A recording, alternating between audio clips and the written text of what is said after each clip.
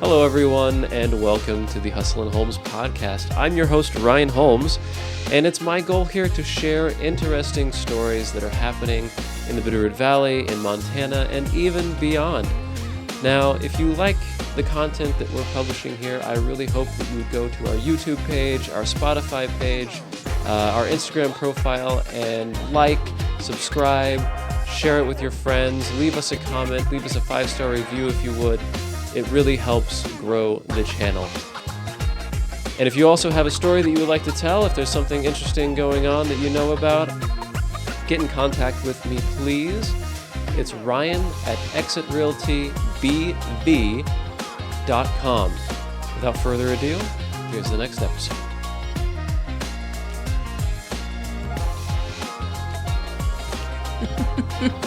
Welcome, Erin. Thanks, Ryan. Nice to have you here. It's nice to be here. You doing all right this evening? Yeah, I am. It was a beautiful sunset evening. Did you catch any of it? I didn't, was it? Oh, yeah. Was it gorgeous? Yeah, it was. Nice. I'm guessing it was bright and pink? Pinks and yeah, purples. it felt like a pink and purple kind of It was really nice. sunset day. Yeah. So, yeah. Right on. Yeah. So all right, so you have a business here in the Bitterroot Valley. I have a business here in the Bitterroot Valley. What is that business? Called House of Ferments. Oh, Yeah. and what do they do there? Fermented foods and beverages. So I make sauerkraut, kimchi, kombucha, various other fermented delights, I guess. Mm-hmm. Yeah, I'm coming out with a line of hot sauce soon. Been working on a new label for that. Oh. So I'm excited about that. Is that part of the jalapeno? Is this the... Yeah, you've been trying some of it. Yeah.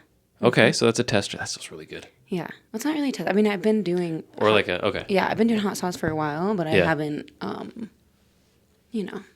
put it out in stores yet. Just selling it at farmers markets. I like it. It's good stuff. Yeah, it's kind of addicting, right? Yeah, no, totally. Yeah. We blew through that jar. I know. That you gave me before. I just like eat it on toast in the morning. Breakfast of champions. All right. Replacing the Vegemite. Mm-hmm. And so that's what we're drinking also is a little bit of the jalapeno juice. Yeah, the brine. The brine with your ginger kombucha. Mm-hmm. And a little bit of Montgomery vodka. We're keeping it all local here tonight. Even the ice was made. In your refrigerator. In my refrigerator. The limes, I don't know where those came from. We won't talk about those. We don't have to talk. We try our best. We're 90% of the way there. Yeah. That's all right. Yeah. That's one of my main things in my business is sourcing as local as possible for everything. I bet that's challenging, though. It can be, but also as long as you're just aware. Yeah. And try hard. Depends on what you're looking. And we live in a place that we have tons of farms. We have lots of people growing really great stuff. It's strange, right? Because you don't really see it, but you go to the farmer's market and there's so much stuff. There's a lot of people that are, smaller farms, which is great. Just stuff in people's backyards and this kind of stuff. Well, yeah, but even our farmers at farmers markets, they're not operating on huge acreage. That's true. But they're growing a lot of good stuff. Yeah, I forget his name. The guy that was married to Ashley from... Jay and Ashley from... Sourdough? Yeah. So Fernco is the name of their farm. Fernco, yeah. Yeah, they were on an acre. They have a podcast. Do they really? Yeah. No way. Yeah. I didn't know that. You should check it out. I should have a podcast... Party. A podcast party, guys. Hey, if you guys are listening... We have lovely drinks to share. Yeah, right? We could have a big old podcast group gathering. Yeah. So yeah, local is one of it's my jam. Do you make jam too? No. Oh. You make some fermented jam? You can ferment fruit and make chutneys and and things. Yeah. But I'm a little more just pretty basic, a couple different kinds of sauerkraut, the kimchi. I do, hot sauce, and I've got pickled radishes. Yeah, those are good. I got a jar of those this summer. Those are really good. And I just use the terms interchangeably, so don't get confused. But Everything I do is fermented, like live fermented, and not pickled, where you, like, when people say pickling or pickled, they often think of just like your regular, like, dill pickle or something. Yeah. Which most of those that you're getting at the store are, like, vinegar based, right? Mm-hmm. And so with, like, fermented foods, live fermented foods, you're letting the microbes, like, do the work and create that acid. You're not adding vinegar. You're just, right. Yeah. Right. But I still call it pickled radishes because for some reason fermented radishes just is too much to say. It's a lot of verbiage, yes. Yeah. Could have condensed it to fit in the label. But I don't want to confuse anyone. Yeah, I think so. Yeah, you do all that, and I think you're most well known. I mean, I first found out about you through the kombucha, of course, and I think that's how a lot of people discover you. I don't know. That's a good question. That's something I'm be curious to learn more about, actually. What did you start with? What product did you begin with? I started everything at the same time. I originally was just going to do kombucha. Okay. And then, but I was also already making vegetable ferments. Mm-hmm. And I pretty much launched everything at the same time, I think. All right, I just went for it. Yeah. Why not? It's 2016. Really? Yeah. Okay. So, yeah, and believe it or not, and I would not have guessed this back then, but the kimchi has always been our bestseller. Really? I know.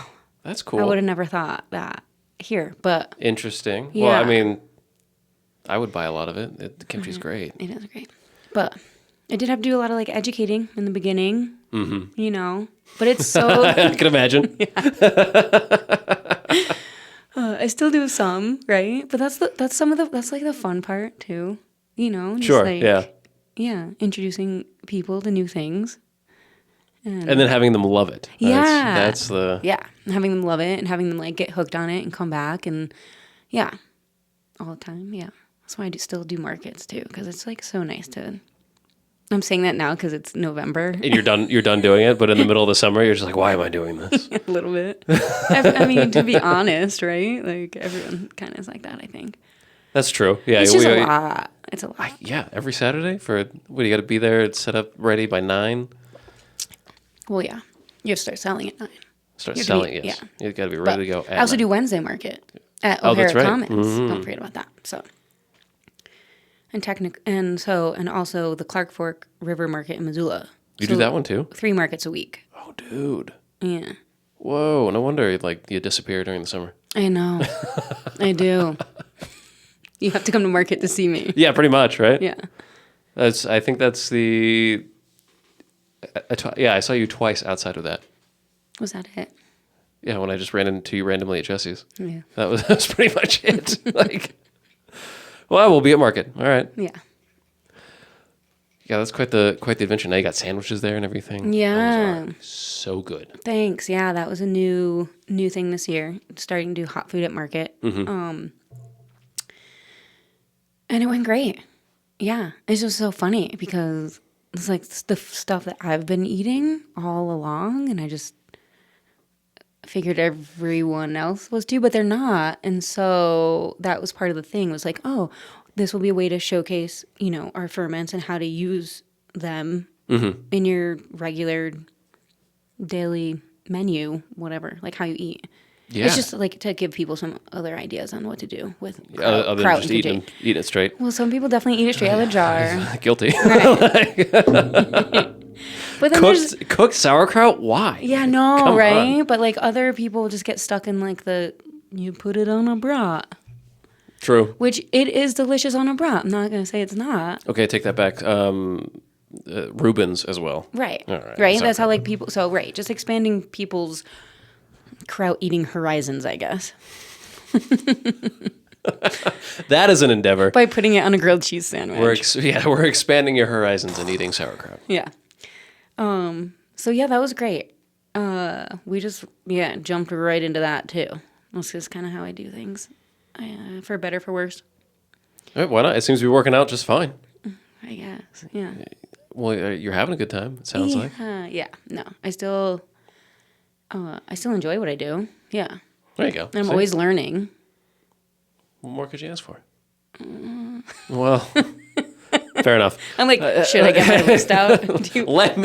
I'm glad you asked. I just wrote this huge list today of all the things we need. So you used to be on Scalcahoe, and I'm quite disappointed that you're not there anymore because it's closer to you.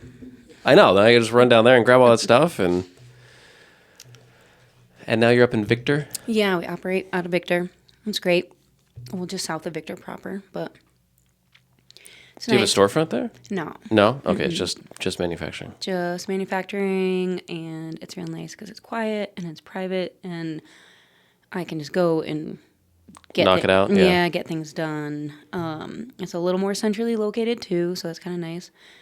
As far as like making deliveries or getting deliveries or pickups or whatever, right? Western Montana Growers Co-op does some distribution for us, so they go up and down the valley in Missoula and a bunch of other places as well. But I think when you're centrally located, it's easier for people to find you that need to find you, I guess. That's true. Also, but I'm also out of the way enough that people aren't just like stopping by. When we were at the Scalcahoe location, it was a place where like there was always people like in and out and in, and it was like a rotating door all the time. I'd just be in the middle of doing something, and fair enough, yeah. People would be like, "Oh, hey." Like, all right, let me take another 20-minute break. Right. I'm like, actually, I'm in the middle of my work day. But, yeah. So it's nice. Yeah, it's great. It's a bigger space than I was in before. And, yeah, I'm just renting. But the folks I rent from are super sweet and really supportive. So it's kind of a big deal. Nice big operation going on. Mm-hmm. Not really. Medium-sized operation. We're pretty small still, yeah. Yeah. It's funny, because, I think people don't realize. Like, how much do you produce? How much, like, I don't know, like a standard batch of kimchi or sauerkraut? Like, how much? A half ton. A half ton at a time? I like to say half ton because that one's bigger than 1,000 pounds. That's true.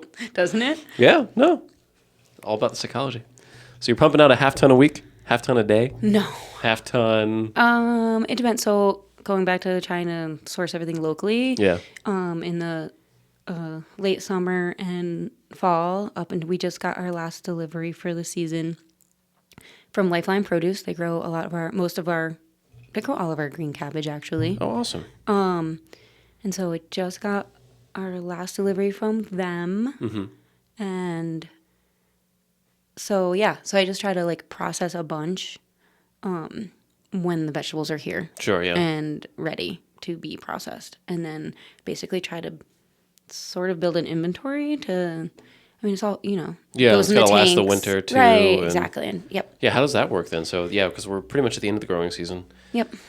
So you're getting the last of the produce coming in, and you're going to process that, and then what does the winter look like then? Right, well, I'm always doing kombucha. Okay. Yep, that's kind of like always happening. And then, packaging stuff still. So, like, I have a bunch of stuff in tanks that'll need to get packed. And then delivery, sales and marketing, deliveries. Okay. And making kombucha. And winter's, like, my time that I like to have some time off, too. So I try to have a slightly reduced schedule, to be honest. I really like the snow. I really like winter time. It's it's time to step back a little bit, enjoy life. Like, for lack of a better term, like rejuvenate, if you will. Right? I don't know what that means, but do something new agey that. No, I know. I just actually like to play in the snow. So come on, who doesn't? Like if it's snowing, then I'm going snowboarding or cross country skiing or something, and I'm trying throwing not to snowballs work. at random people, sledding, right? Come on, ice skating. Like, I just love the winter. So all right, yeah. So it's actually works out fairly well that I can slow down a little bit. Get yourself a summer job, and then you can go hang out and do cool things in the winter. Yeah, sort of. There's always stuff to do, and then there's always like. Well, you gotta mind the kombucha. Right. It's alive. Mind the kombucha is everything's alive, and then there's always like maintenance stuff, and then there's always like catching up on things that got put on the like very, very, very back burner because in the, spring, summer, fall, it's just like on all the time. Yeah. So. All right. Are you ready for a bigger house? Downsizing? Need to be closer to family or work? Whatever the reason, when it's time to move, it's time to find a realtor. Exit Realty Bitterroot Valley is a full-service brokerage that prides itself in being a true advocate for their clients, whether they are buying or selling. To learn more about the services we offer, simply text HUSTLIN to 85377. That's HUSTLIN to 85377. Mm-hmm. How long have you been in the Valley? I think I've been in Montana since like 01-ish. Okay. And then I've been in the Bitterroot since 06. Oh, right on. Yeah. And did you come here directly from Connecticut? I still can't believe I guessed that. Yeah.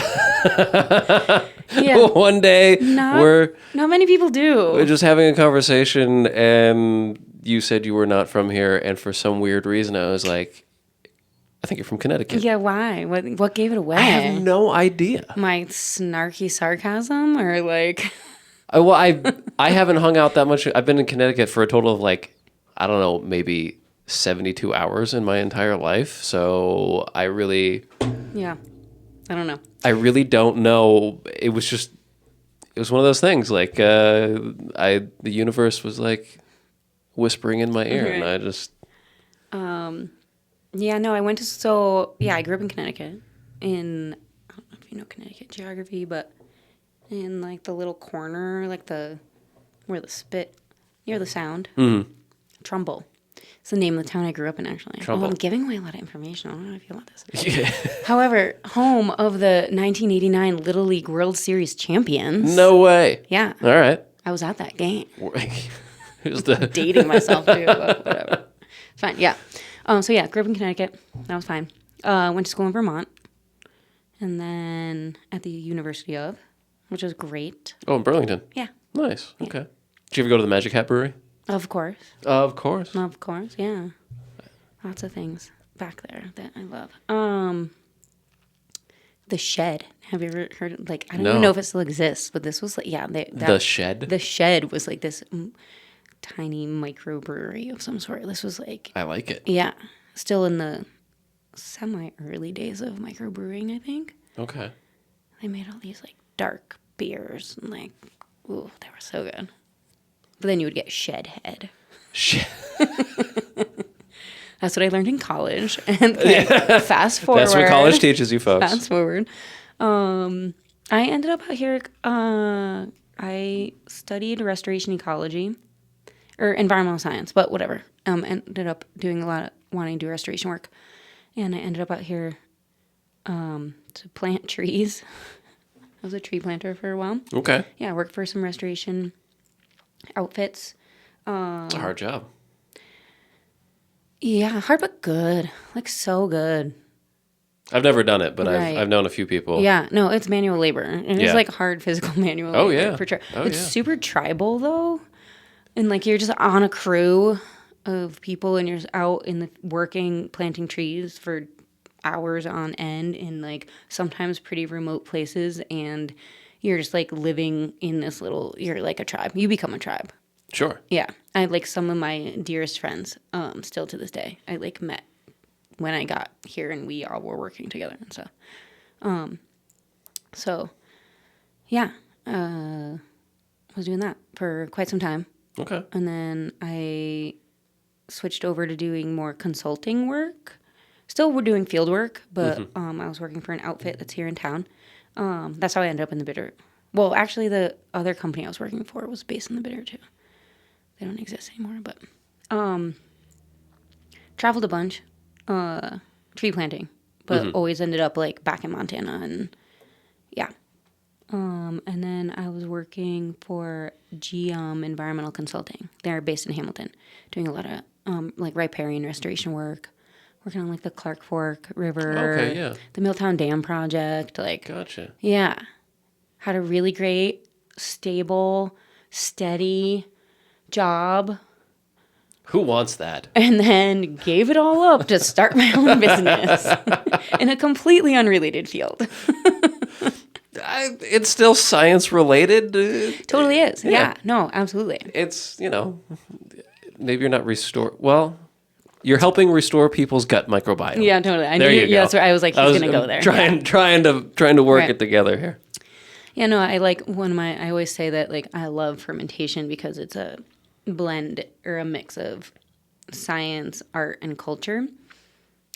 So the science is like you have to understand the process. Yes. Right. In order for things to go well. It also takes like observation skills and some basic, sciencey sort of stuff.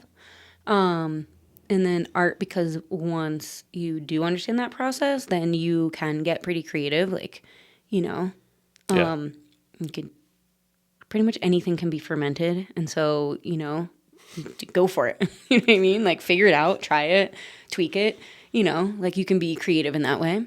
And then culture for a couple different reasons, right? But like, I think like eating food and like from other cultures is a really good way to learn about other folks, or maybe where you where you have heritage or other people's heritage, or just like different cultures. That's through eating like their food, right? 100%. Yeah. So that's kind of like, it's fun. Yeah. It is. Yeah. And you just mix up a bunch of stuff together and you stick it in a jar and you see what happens. Go look at it the next day. And there's a little, things are bubbling. Maybe there's a little bubble and you come back and there's more bubbles and you come back and there's like a weird thing growing on top of it and you're like, is that okay? I don't know. Should I eat that? Is it alive? Is it dead? Is it what's going on? Right. That's where the sciencey part comes in, right? Yeah. It'll be okay. Yeah. I know. Fermentation's pretty forgiving. It's true. There's some that are not, or that are less forgiving. There's like mold ferments and like koji and doing all kinds of fun things like that. The koji are very. Tempeh's not as forgiving. Very artistic. Yeah. Kind of thing. And that's what makes. What am I thinking of? Sake. Sake. Yes. Mm-hmm. The koji, the rice mold. Yes, it's like I've dabbled just a tiny bit, but I would like to dabble more. Well, it's really fascinating because it's like you're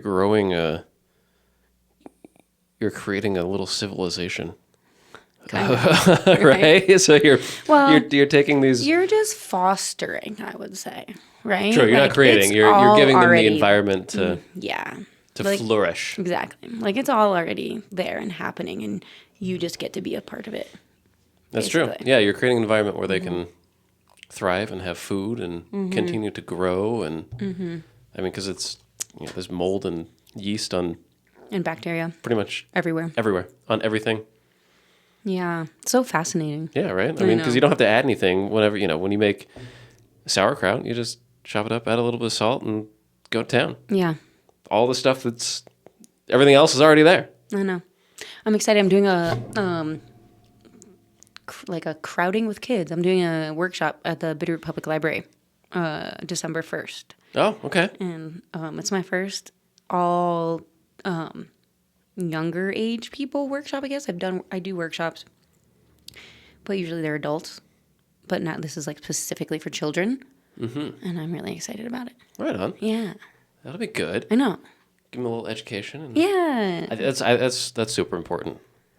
There definitely needs to be more avenues for kids to learn about food. Yeah, kids learn about food. Kids like be comfortable like in the kitchen and like being involved in the like making food and in that process. And it's a good way to learn about all kinds of stuff. Absolutely.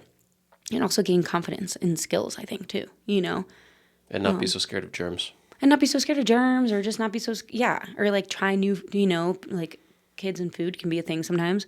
And so trying to branch out and try new things, and we'll see. Absolutely. Yeah, hopefully it goes well. So then you'll be hosting a Kimchi Kids class. Maybe that'll be. Yeah. The funkier, the better. It could be. I hope. So I'm just gonna open up a bunch of jars of stinky things and watch all their faces. It'll be great. Ooh, yeah. No, some kids. I've got some kids that come to market that are so into the ferments. Yeah, into kraut. They eat it right out of the jar. It's wild, right? Once you get. I remember the first time I smelled kimchi. I was like, "What is that?" Mm-hmm. And then Yeah, and then you think about, like also what's in it, and because I remember the first time I smelled fish sauce too. It's nuts, right? Like fish sauce smells terrible. It's horrendous. I don't use fish sauce in my kimchi. That's fine. That's fine. I use it in mine. I know you do. And I like it in other things as well.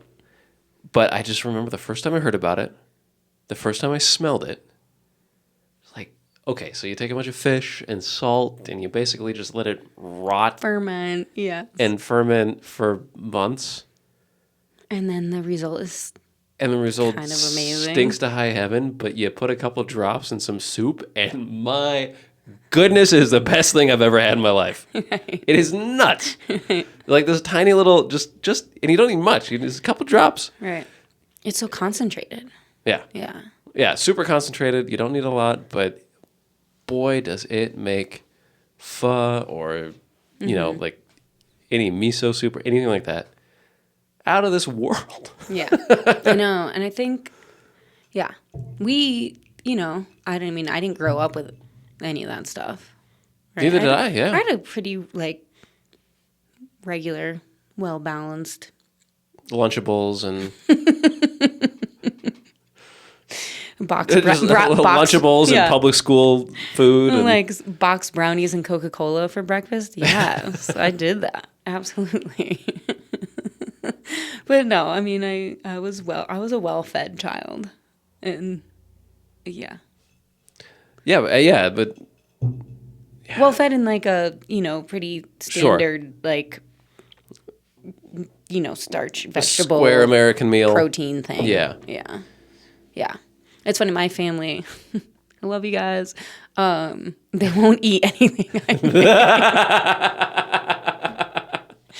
Are you the black sheep of the family? Is that what you're telling me? Yeah. Yeah? Oh, yeah. Do you have any siblings? Yeah, I have one brother who's a couple years older than me. And what does he do? He works for a wine distributor, actually, back east. Yeah. Okay, so fermentation related still. My family likes fermented beverages. They just don't like kombucha. There's a difference. Yeah. All right, that's fair enough. Yeah. Okay.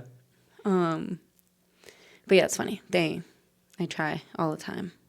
I bring stuff just nope. back. No and thanks. They're just like, no. We love you, but... Yeah. I keep trying. I'll get him someday, one day. My goal is to get my nephew at some point. Yeah. He's 10 right now, so I got some time. You can convert him. Mm-hmm. We'll see. Is it getting better? It's getting better. It's so good. It's really good. That jalapeno is nice. I know.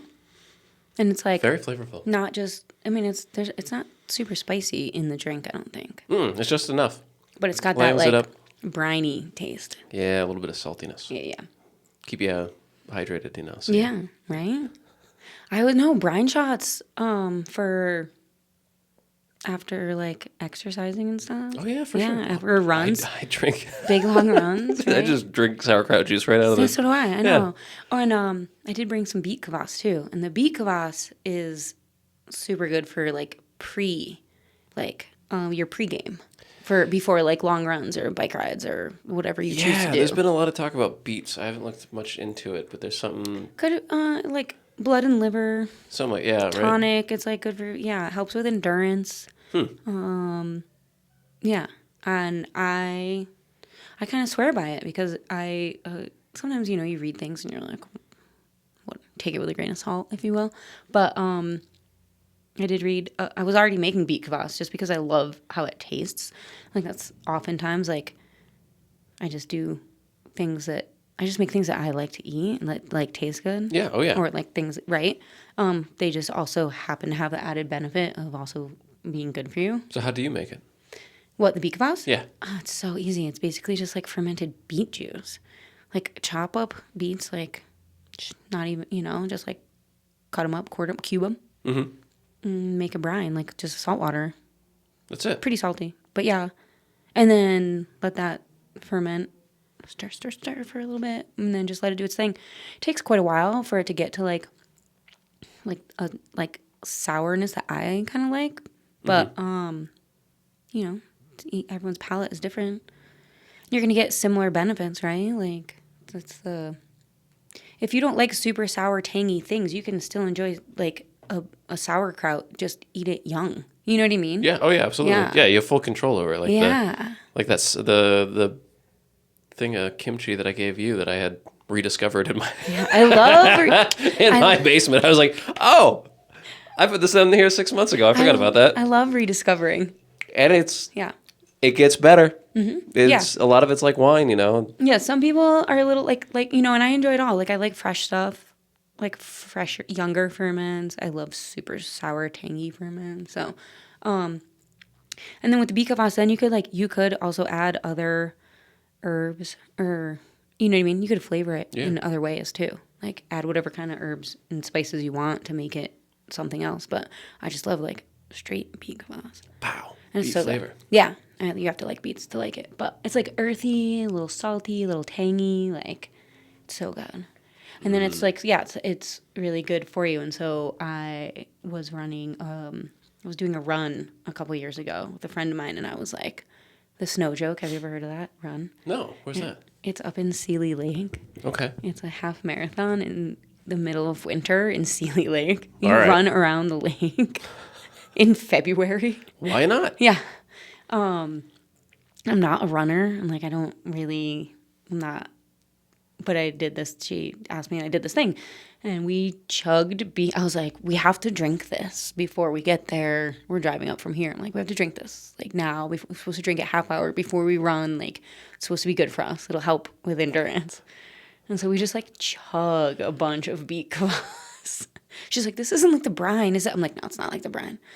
It's brine you're not really supposed to chug brine. It's true. It's very salty. Yeah, it's just not a good idea. And so we did, and I swear that is the only reason You smoked everybody, is what you're saying. No, but I finished, and I ran the whole time. Hey, all right. So I was like, winning. Okay, okay. Because I'm not a runner. Case study of one. Case study of one. There you go. I'm convinced. Let's market it. Yeah. Let's put a label on it. We'll throw it Win the race. We'll help you win all marathons. I mean, it's true. It's true. We have one example right here. Mm-hmm. Well, speaking of beet kvass. Should we? Yeah. Let's. Okay. Do you run? Do you run? Oh yeah, we talked about this a little bit. Wait. Let's make another drink and we'll come back and talk about it some more. Okay. Nice diverge.